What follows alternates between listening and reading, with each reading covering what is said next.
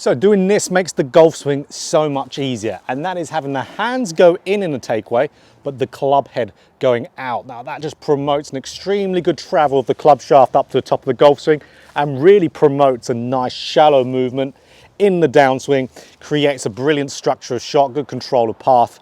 All can be traced back from having hands in, club head out. Now, but a lot of you have a massive misinterpretation of what needs to happen in a takeaway. So I hear golfers all the time going, I just want to take the club straight back. Take the club in the hands, dead straight back. Now, you can understand that in the sense of the golfer is thinking, I want to hit this ball straight. So logically, I would have to take the club in the hands, dead straight back. Well, it's completely wrong because we know the golf swing swings on an arc, of course. It's an arcing movement. So if we are having the hands move dead straight back, we're diverging away from the arc straight away.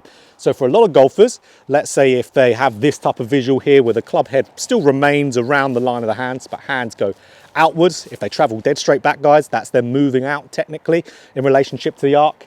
Then you're disconnected through the swing. We see a lot of high hand positions, high left arm, lack of depth at the top, resulting in over the top swings. A lot of better players might have to result in a big pull down of the club from there.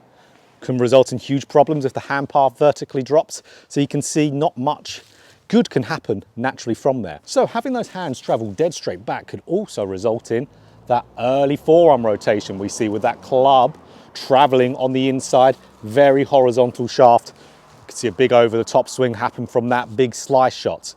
So again, not much good can happen. So let's do a good drill here to get the hands in, club out. So, okay, like we said at the beginning, hands in, club out is really gonna help all these good things, almost the opposites of what we were seeing before. And that is because we're making that club now travel on the arc.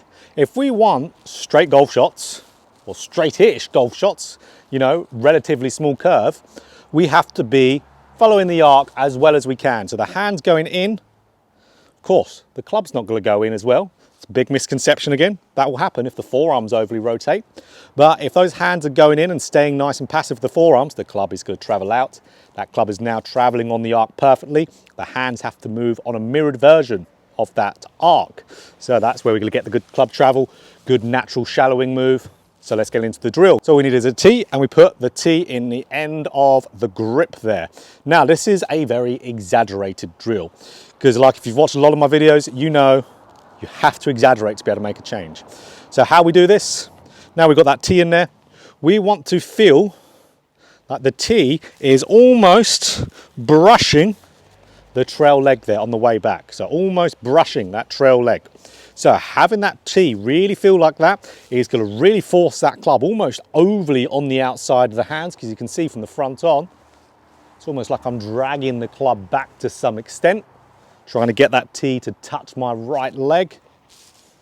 But that creates that really outside club head and inside hand movement. So I could almost do a little one where I just stop it right there, right when I feel like it's gonna touch my right leg. So at where the hands are almost level with that right leg, stop it, and then swing up and swing through. And it creates this nice kind of swing shape to really have those nice movements happen naturally.